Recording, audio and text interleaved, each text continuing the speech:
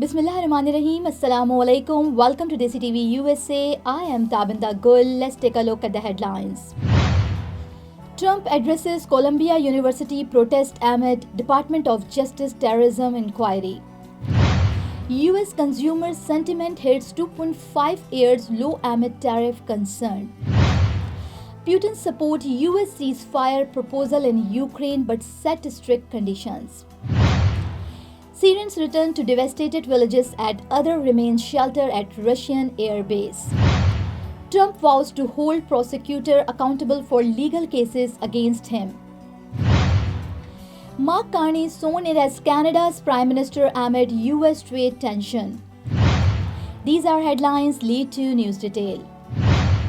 Now the detail is here. US President Donald Trump delivered remarks at the Department of Justice today after the Department of Justice announced it is examining whether student protests at Columbia University over the Gaza war violated federal terrorism laws.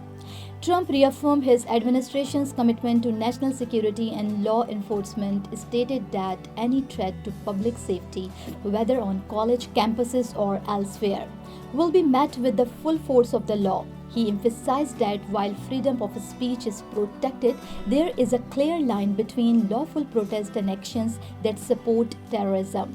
The DOJ's reviews follow weeks of demonstrations at Columbia, where students have voiced strong opinion on the ongoing conflict in Gaza.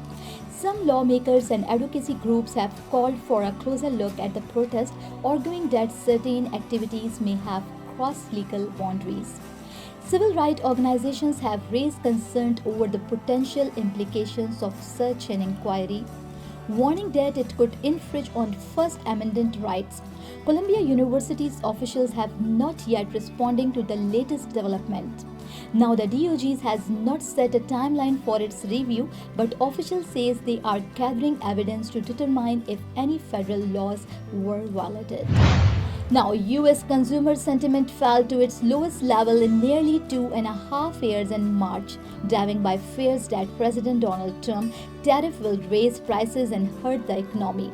Inflation expectations also surged, raising concern about higher living costs.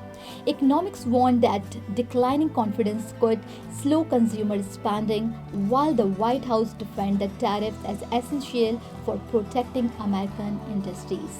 You came to this country for a brighter future for you and your loved ones. You've made it this far. Now it's time to become a citizen. With Citizenship, you gain the right to vote, access to federal jobs, the ability to keep your family closer, and the freedom to travel with a U.S. passport. These are just a few of the benefits waiting for you when you become eligible. We're here to help you through the process with free resources and personalized guidance. Together, we can make it easier. Get started at becomeacitizentoday.com. Russian President Vladimir Putin has expressed support in principle for a US proposed ceasefire in Ukraine but insists on key conditions before agreeing to a pause in hostilities. Putin demands that Ukraine halt military activities and mobilizations effort while Western nations cease providing military aid. He also insists that Russia will continue rearming during the ceasefire and calls for addressing what he described as the root causes of the conflict, including control over strategic regions. Now, Ukraine officials and international observers remain skeptical, viewing Putin's conditions as the way to impose strict preconditions rather than a genuine step towards peace. Some Syrians who sought refugees at a Russian airbase to escape sectarian killings are beginning to return to their destroyed villages despite the dangers and uncertainty that await them. Many others, however, remain inside the base, fearing for their safety amid ongoing instability. The return faces immense challenges, with homes reduced to rubble and essential services scarce. Meanwhile, those staying behind worry that sectarian violence could reignite, preventing them from reclaiming their lives. Humanitarian organizations warn that without security guarantees and aid, the returning Syrians many struggle to rebuild their communities.